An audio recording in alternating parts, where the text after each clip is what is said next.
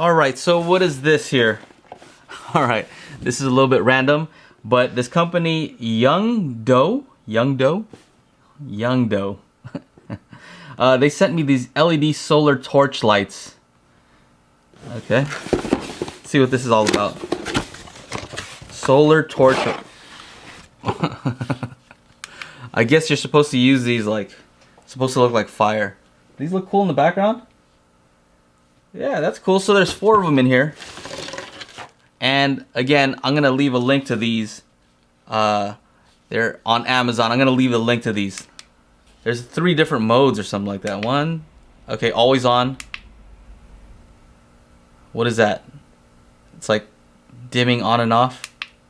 I noticed, I've actually opened this before to take a look and see if everything was in here, but I noticed that when it sees light, that it turns off. So it won't turn on during the day, only at night. So as you can tell, like if I have it on, all right.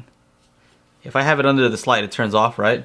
But if I kind of have it off to the back where there's not so much light, it turns on. So that's cool. All right. What is this? Oh, these are stakes that you can put in, and I guess to lengthen this. All right. Pretty awesome.